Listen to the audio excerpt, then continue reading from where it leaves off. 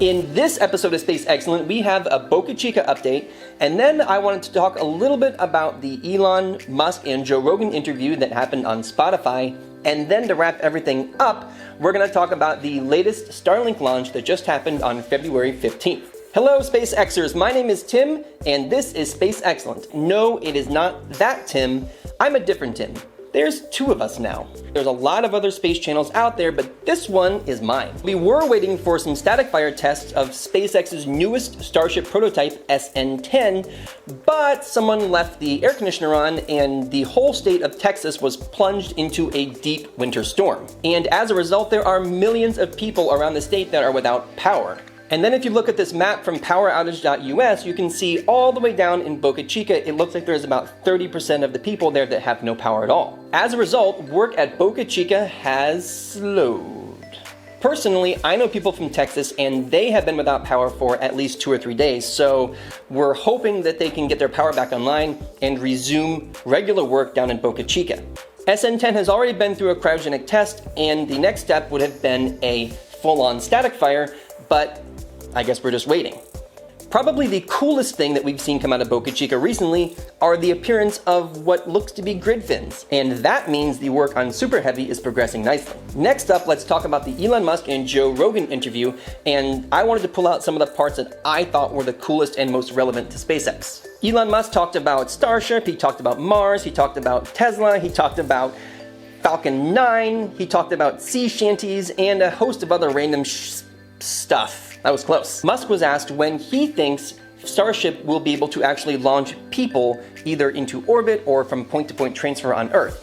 And Musk gave a very, very short timeline of 2 years. Now, obviously up till now, SpaceX has had a little bit of problems with their landings. I mean, technically it does come down, it just doesn't come down nicely. Joe asked Elon what it was like seeing these starships explode, and Musk says, well, we kind of expect them to explode, and it would be weird if they didn't explode. He said that they fully intend on losing a lot of these Starship prototypes in either fireballs or crash landings, and eventually they're gonna get it right. Then Musk talked about SpaceX's newest Starship going to be the largest flying vehicle in the world. And Starship is going to have twice the thrust of the mighty Saturn V rocket that took the Apollo mission to the moon. Then the conversation moved to the heat shield and the heat tiles that are going to go on Starship. These tiles are really great at deflecting heat, but they are very, very brittle. Musk said that these heat tiles actually had to be able to shift around a little bit due to cryogenic cold and immense heat coming back in through the atmosphere. If you're a guy and you jump into cold water, you are well aware that things, when they're cold, shrink. And the same thing happens to Starship and the heat shield. These tiles have to be gapped just right because if things get too cold and the tiles actually bump up into each other, they could crack and that would be death for the vehicle. And then if they're spaced too far apart, you can actually have plasma buildup in between the tiles on re-entry. I have lived in Florida all my life, so during the summer times here, I fully understand the concept of like hot plasma getting in all the cracks. And then something blew my mind. Joe Rogan asked, how is Starship going to land? And Elon Musk responded with, well, the same way that Falcon 9 lands, it's gonna land vertically. And Musk says, have you ever seen a Falcon 9 landing? And Joe has never seen a Falcon 9 landing. It blew my mind, and I'm guessing it blew Musk's mind too, because he responds with, you haven't seen it? No. Wow. Really? Wow. And Elon Musk still continues to be an alien hater, saying that if anyone on Earth would know that aliens existed and are visiting Earth, it would probably be him, you know, with the whole like rocket company. So that leads me to one of 2 separate options. Number 1, Elon Musk is telling the truth and he just doesn't believe in aliens. And the second option is Elon Musk is an alien himself and he's just trying to get home.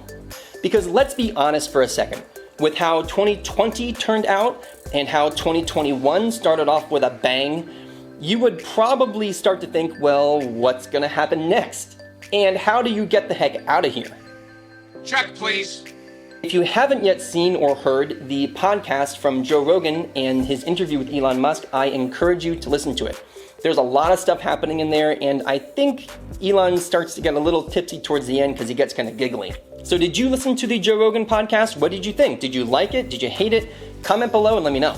And lastly, we have SpaceX's newest Starlink mission that just launched on February 15th. The launch went great, and then the booster decided to go retro and ditch in the ocean. This booster has flown 6 times. This was its 6th flight, which means it landed 5 times previous, so I'm pretty sure SpaceX has at least gotten their money out of it. And of course, because of the internet, there's jokes about how SpaceX didn't want to kill these birds that were sitting on the deck of the drone ship, so instead they just sent the booster into the water. If you liked this video, please do me a favor, comment below and let me know. And if you didn't like it, well then you can just go eat some chips somewhere.